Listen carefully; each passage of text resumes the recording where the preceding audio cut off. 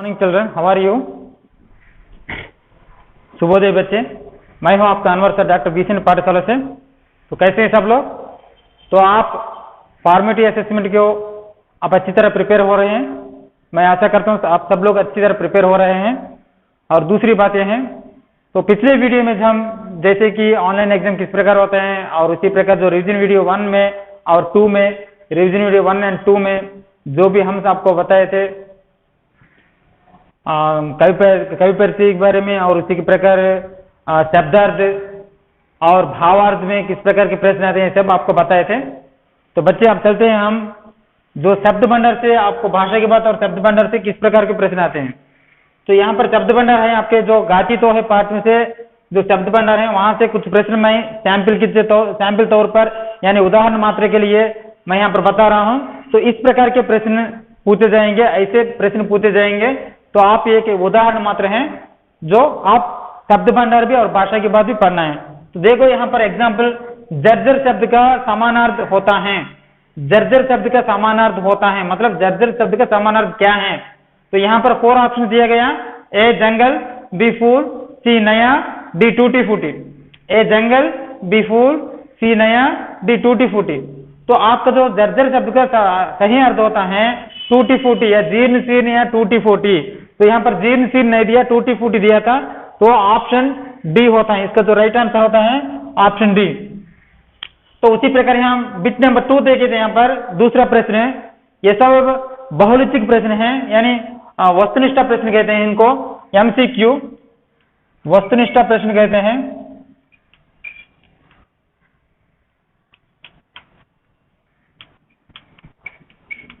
वस्तुनिष्ठ प्रश्न है, सब एमसीक्यू हैं,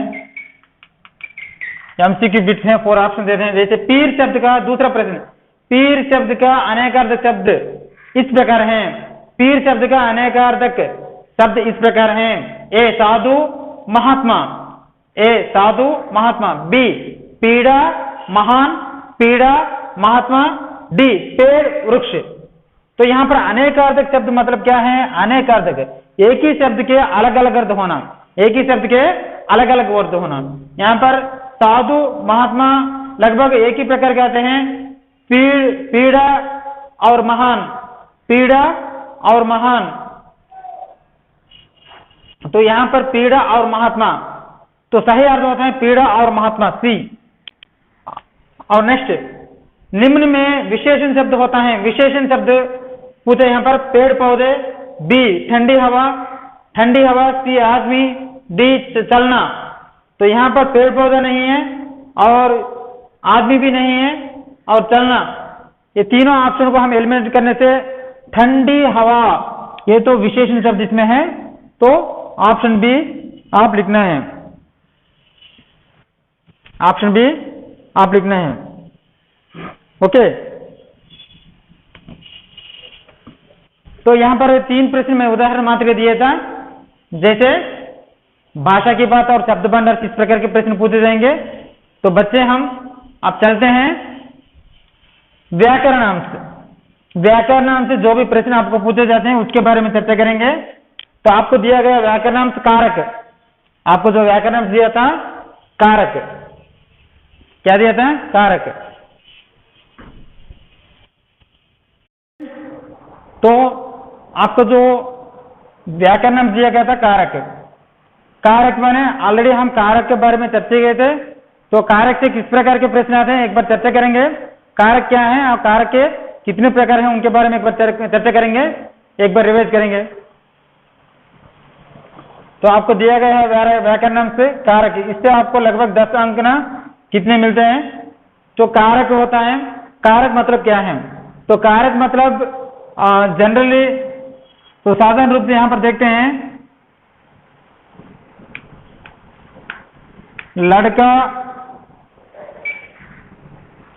लड़का ने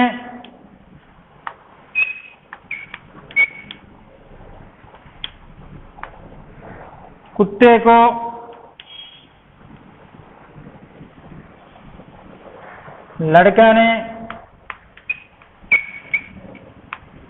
बंदर को लकड़ी से मारा, एक उदाहरण है। तो यहां पर इस वाक्य में लड़का ने बंदर को लकड़ी से मारा, लड़का ने बंदर को लकड़ी से मारा। तो यहां पर ने और को और से जैसे ये शब्दांश हैं, ये शब्दांश या ये जो प्रत्यय या चिन्ह जो भी हम कह सकते हैं, प्रत्यय या चिन्ह, ये जो होते हैं वाक्य में अन्य शब्दों के बीच संबंध को प्रकट करते हैं, अन्य शब्दों के बीच संबंध को प्रकट करते हैं। क्या होते हैं? अन्य शब्द के बीच में संबंध को प्रकट करते हैं। लड़का ने बंदर को लकड़ी से मारा। अगर ये चिन्ह ना होते हैं, अगर ये चिन्ह ना होते हैं, तो ये चिन्ह ना होते हैं, पर उदाहरण के एक बार देखेंगे। अगर ये चिन्ह ना होते हैं तो वाक्य इस प्रकार रहेगा, लड़का बंदर लकड़ी मारा, लड़का बंदर लकड़ी मारा। तो इसका ये वाक्य जो कुछ अटपटा सा लगता है, इसका जो सही अर्थ नहीं निकलता है, पूर्ण अर्थ नहीं निकलता है। लड़का बंदर लकड़ी मारा, तो इसका कोई निरर्थक वाक्य तो बेमतलब ही लगता है। अब दूसरे देखो, मेज पर किताब है, मेज पर किताब है, मेज पर किताब है। तो यहां पर बच्चों मेज पर किताब है, अगर पर नामक यह प्रत्यय ना हो तो मेज किताब है, मेज किताब है। इस प्रकार जो वाक्य अटपटा लगते हैं, बेमतलब होते हैं, मतलब यहां पर अर्थ जो निरर्थक वाक्य हो जाते हैं, उसका संपूर्ण अर्थ भी नहीं निकलता है। तो क्या होते हैं यहां पर, जैसे कि जो चिन्ह होते हैं ने, को और से, यहां पर ये जो चिन्ह होते हैं, लड़का ने बंदर को, बंदर को किससे मारा? लकड़ी से मारा। तो ये चिन्ह होते हैं संज्ञा या सर्वनाम, संज्ञा या सर्वनाम के जिस रूप से, संज्ञा या सर्वनाम के जिस रूप से, संज्ञा या सर्वनाम के जिस रूप से, संज्ञा या सर्वनाम के जिस रूप से वाक्य में अन्य शब्दों, जैसे वाक्य में अन्य शब्द क्या होते हैं? संज्ञा या सर्वनाम के जिस रूप से, मतलब कर्ता प्लस कर्म प्लस क्रिया प्लस सहायक क्रियाएं होते हैं। क्रिया, ये जो मेन सेंटेंस का फॉर्मेशन है, वाक्य का निर्माण होता है कर्ता कर्मा क्रिया। तो कर्ता कर्मा क्रिया जो होते हैं, तो यहां पर कर्ता के स्थान पर और कर्म के स्थान पर भी संज्ञा या सर्वनाम आते हैं, संज्ञा या सर्वनाम आते हैं। तो संज्ञा या सर्वनाम जो भी आता है वाक्य में, संज्ञा या सर्वनाम के जिस रूप से वाक्य में दूसरे शब्दों से जो भी संबंध होता है उन्हें प्रकट करने वाला कारक कहलाते हैं। मतलब क्या है?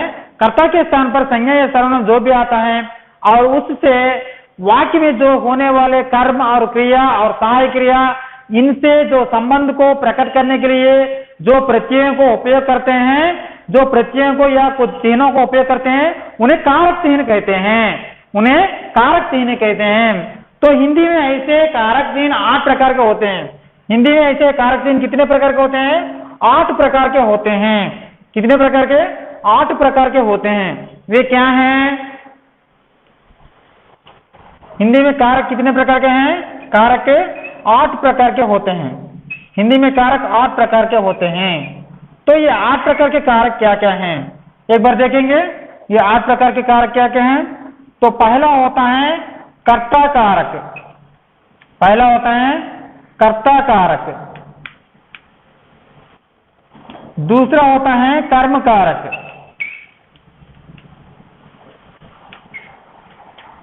कर्म कारक। और तीसरा होता है करण कारक,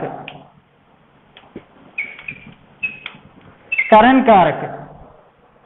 चौथा होता है संप्रदान कारक। पांचवा होता है अपादान कारक, अपादान कारक। छठवां होता है संबंध कारक।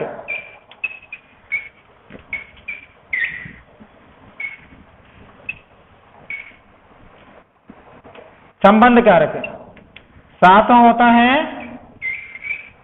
अधिकरण कारक, आठवां होता है संबोधन कारक, संबोधन कारक। तो टोटल कितने हैं? कर्ता कारक, कर्म कारक, करण कारक, संप्रदान कारक और अपादान कारक, संबंध कारक, संबंध कारक और अधिकरण कारक और संबोधन कारक। टोटल 8 प्रकार के कारक होते हैं और इन कारकों के चिन्ह भी होते हैं। बच्चे ध्यान से देखें, हिंदी में कारक 8 प्रकार के होते हैं और इनके जो चिन्ह होते हैं आपको श्याम पर दिखाई दे रहा है कि नहीं? ओके, आपको टोटल 8 प्रकार के कारक चिन्ह दिखाई दे रहे हैं ना? Okay, right. तो बच्चों, तो श्याम पट पर जो भी 8 प्रकार के कारक हैं उनको लिखो।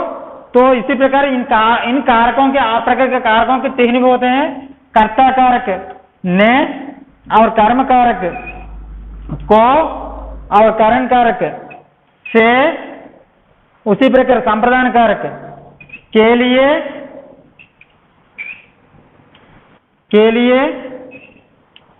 के वास्ते, के लिए के वास्ते, इसको को भी कहते हैं। हाँ, यहाँ पर को भी यूज किया जाता है। ओके, नेक्स्ट अपादान कारक से और ब्रैकेट में के द्वारा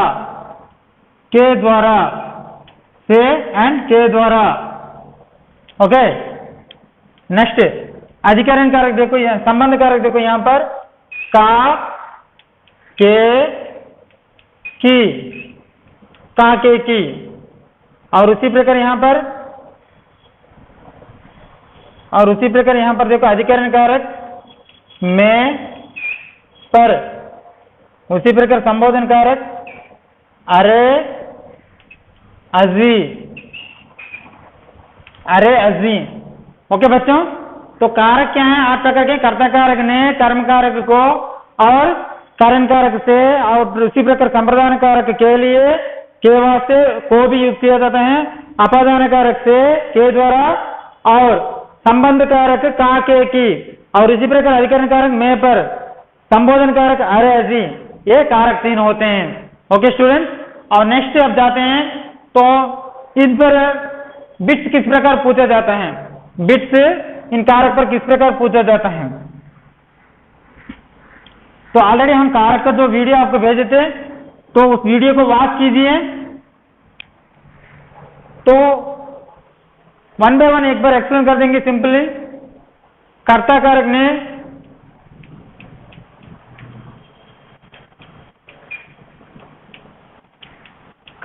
ने होता है, ये केवल भूतकाल में उपयोग किया जाता है। भूतकाल में आप एक बार लास्ट में जो हम वीडियो भेजे थे वो भी देखना है। कारक का भूतकाल में यूज किया जाता है। भूतकाल में सामान्य,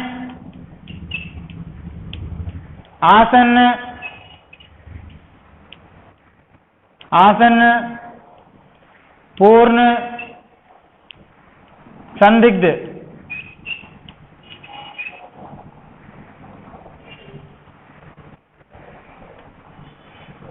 संदिग्ध भूतकालों में उपयोग किया जाता है। कर्ता कारक ने कर्ता के साथ, किसके साथ? कर्ता के साथ उपयोग किया जाता है। कर्ता के साथ जो चिन्ह को उपयोग किया जाता है, ने चिन्ह को, और इसे ने प्रत्यय या ने कारक चिन्ह कहते हैं। कर्ता कारक कहते हैं ने प्रत्यय को। तो इसे ने प्रत्यय कर्ता के साथ उपयोग किया जाता है, वो भी भूतकाल में उपयोग किया जाता है। सामान्य, आसन्न और पूर्ण, संदिग्ध 4 कालों में ही उपयोग किया जाता है। और कंडीशन ये है कि जो वाक्य सकर्मक होनी चाहिए।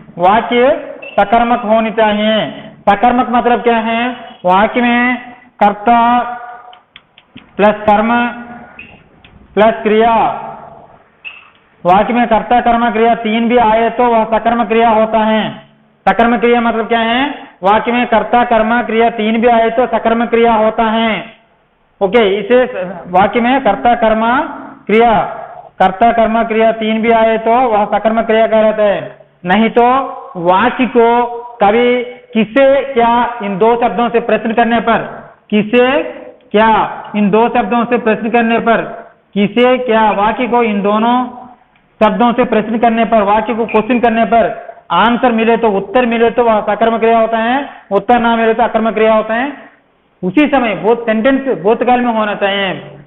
सेंटेंस सामान्य भूतकाल या आसान भूतकाल, पूर्ण भूतकाल, संदिग्ध भूतकाल, इन 4 कालों में ही भूतकाल में होना चाहिए। अन्य काल में नए प्रत्यय नहीं आता, वो भी वाक्य में कर्ता कर्म क्रिया सकर्मक क्रिया होने पर ही कर्ता के साथ नए प्रयोग करना चाहिए। और दूसरा होता है को।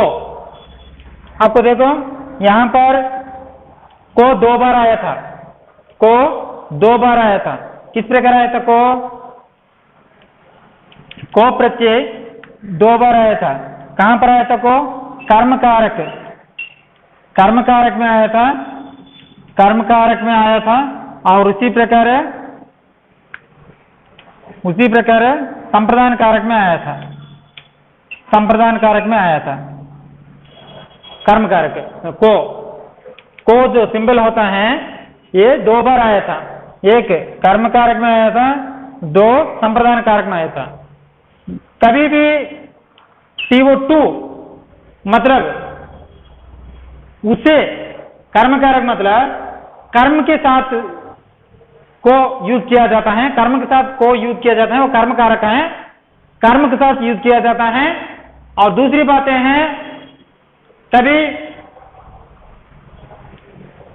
भी टू, इंग्लिश में जो TO2 मीनिंग आने पर, सेंटेंस में 2 मीनिंग आने पर को का जो अर्थ होता है, 2 मीनिंग आने पर को कर्म कारक होता है। अगर फर, अंग्रेजी में जो फर होता है, फर मीनिंग आने पर मतलब के लिए यहां पर उसे। ओके, यहां पर क्या है, क्रिया का फल जो कर्म पर पड़ता है उसे कर्म कहते हैं। कर्म के साथ जब को यूज करते हैं उसे कर्मकार कहते हैं। और जिसके लिए कुछ दिया जाए, जिसके लिए कुछ किया जाए, उसी अर्थ में को यूज किया गया तो वह संप्रदान कारक कहलाता है। तो मैं इंग्लिश में भी कहता है 2 मीनिंग आने पर जो को का जो सेंटेंस, फॉर एग्जाम्पल देखो यहां पर एग्जाम्पल,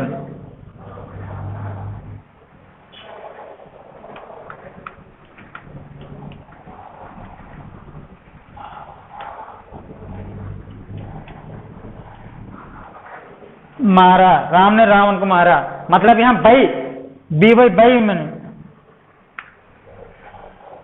रामा किल्ड रावणा, रामा किल्ड रावणा। तो रामा किल्ड रावणा मतलब यहां पर जो को आया, यहां पर रामा किल मतलब यहां पर उसका मतलब क्या है, टू किल रावणा। तो यहां पर 2 मीनिंग आया था। और उसी प्रकार और एक उदाहरण देखिए यहां पर, पिताजी ने पुत्र के लिए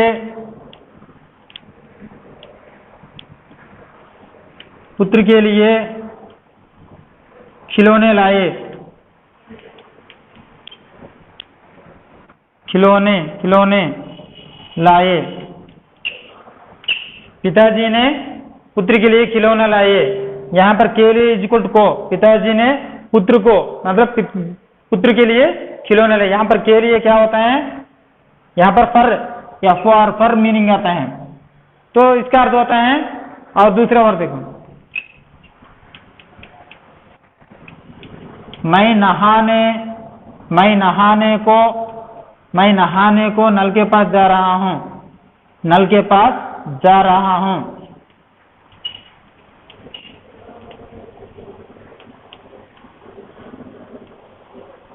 मैं नहाने को नल के पास जा रहा हूं। यहां पर को मतलब क्या है, फर, मतलब यहां पर मीनिंग क्या होता है, फर मीनिंग आता है। मैं नहाने के लिए नल के पास जा रहा हूं, ये भी रहते हैं। मैं नहाने को नल के पास जा रहा हूं, ये भी रहते हैं। तो यहां पर को मतलब संप्रदान कारक है। को क्या है, संप्रदान कारक है। तो को 2 बार आया था, उसका डिफरेंस भी बताया था मैंने।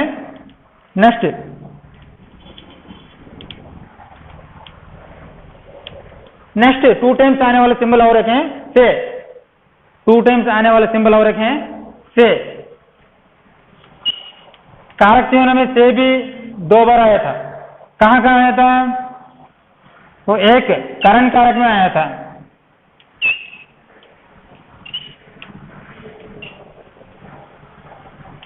करण कारक में आया था। 2 अपादान कारक में आया था, अपादान कारक में आया था। जहां पर से का मीनिंग अंग्रेजी में विथ और अलोंग विथ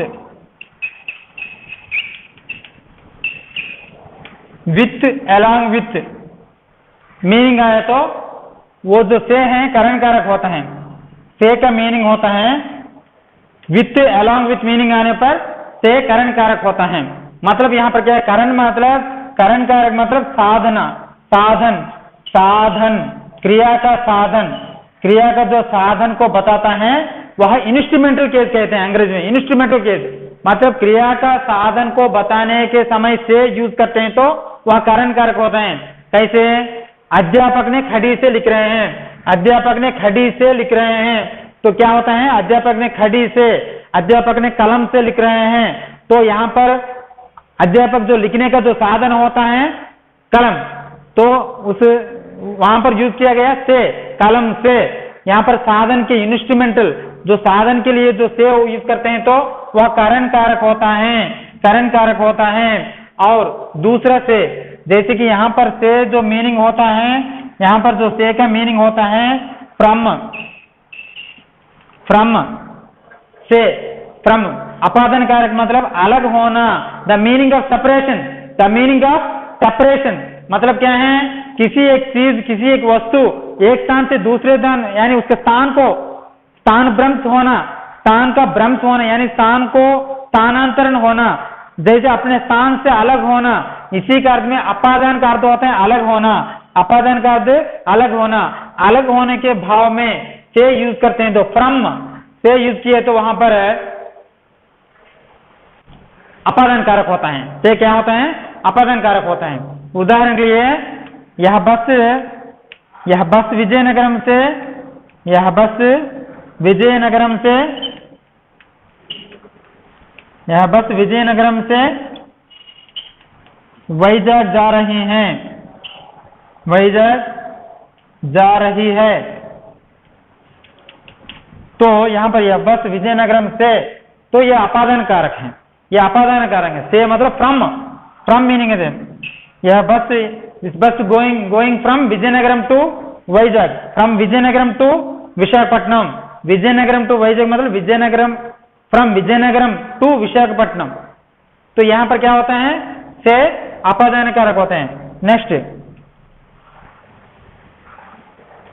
मां चाकू से सब्जी काट रहे हैं, मां चाकू से सब्जी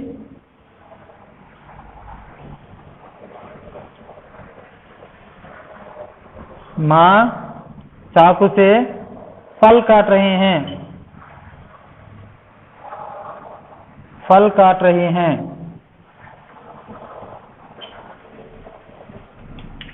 मां चाकू से फल काट रही हैं। चाकू से, यहां पर चाकू साधन, चाकू से साधन के यूज में जब से यूज करते हैं तो वहां पर विथ का मीनिंग आता है, ये करण कारक होता है। तो इससे देखो, आपको मैं 5 अंशों के बारे में अभी तो मैं सत्य के कारक के कर्ता कारक ने कब यूज करते हैं, कैसे, और को 2 बार यूज करते हैं उसके बारे में, जैसे कर्म कारक और संप्रदान कारक के बारे में बताया। नेक्स्ट, से 2 बार यूज करते हैं, कारण कारक और अपादान कारक किस प्रकार यूज करते हैं उसका उदाहरण में बताया था। नेक्स्ट अब जाते हैं संबंध कारक। नेक्स्ट वन, संबंध कारक। संबंध कारक मतलब वाक्य में संज्ञा और दूसरे शब्दों के बीच में संबंध प्रकट करना। संबंध कारक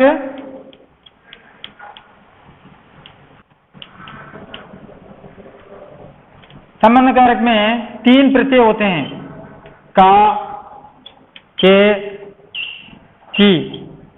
एक का जब कर्ता पुल्लिंग एकवचन होता है, पुल्लिंग एकवचन होता है तो यूज किया जाता है।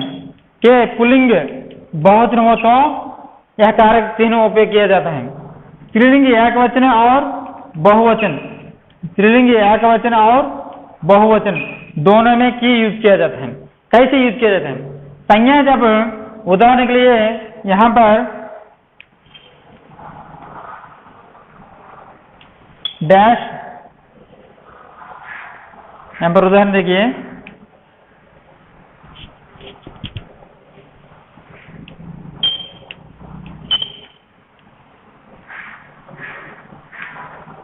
वह चरण डैश घोड़ा है, वह चरण डैश घोड़ा है। यहां पर घोड़ा पुल्लिंग एकवचन है, तो पुल्लिंग एकवचन हो तो संज्ञा पुल्लिंग एकवचन होने पर का यूज किए जाते हैं। तो वह चरण का घोड़ा है, वह चरण का घोड़ा है। उसी प्रकार दूसरा है यहां पर बहुवचन पुल्लिंग बहुवचन, वे चरण डैश घोड़े हैं। तो यहां पर चरण के घोड़े, घोड़े बहुवचन तो क्या यूज करते हैं। इसी प्रकार तीसरा होता है वह मोहन, मोहन डैश बहन है, मोहन डैश बहन है। बहन स्त्रीलिंग है ना, तो की यूज करते हैं, मोहन की बहन है। वे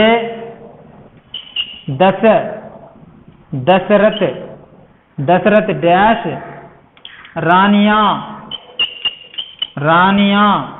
हैं, वे दशरथ डैश रानियां हैं। रानियां स्त्रीलिंग बहुवचन, तो यहां पर की यूज किया जाता है।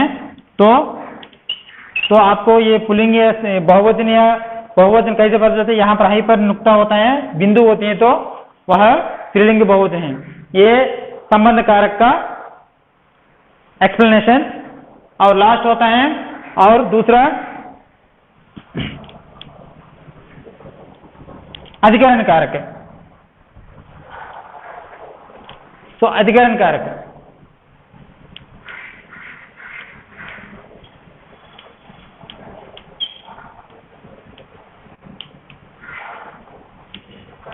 अधिकरण कारक में पर, में और पर। यहां पर में का अर्थ होता है इंग्लिश में में का अर्थ इन मतलब अंदर, अंदर, और पर का अर्थ होता है ऑन, ओएन ऑन, ऊपर। ओके, तो यहां पर में पर का अर्थ फॉर एग्जाम्पल के लिए घर में बिल्ली है, घर में बिल्ली है। ओके, नेक्स्ट पॉकेट में कलम है। इस प्रकार मेज पर किताब है, मेज पर किताब है। तो इस प्रकार प्रश्न पूछे जाते हैं बच्चों। और नेक्स्ट में और पर, इसके अर्थ के तौर पर जो अधिकरण कारक मतलब क्या है? अधिकरण कारक मतलब उसका जो आधार, जो वस्तु संज्ञा या जो क्रिया का जो आधार होते हैं, जहां पर है क्रिया का जो आधार। यहां पर देखो किताब है, किताब है कहां पर है? मेज पर है, मेज पर है। जैसे कि क्रिया का जो आधारभूत बताता है वो कहां पर है?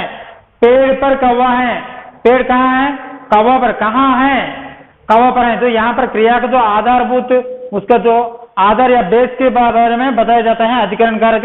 और आपके जो मीनिंग के तौर पर भी में, इन और पर, ऑन, इनके अर्थ पर भी आपको अधिकरण कारक उपयोग किया जाता है। तो आप इजीली आप फाइंड आउट कर सकते हैं। तो लास्ट वन होता है संबोधन कारक।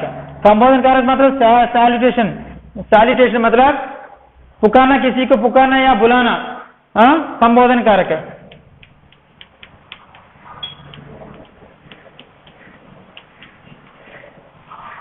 संबोधन कारक तो संबोधन कारक अरे अजी, अरे अजी।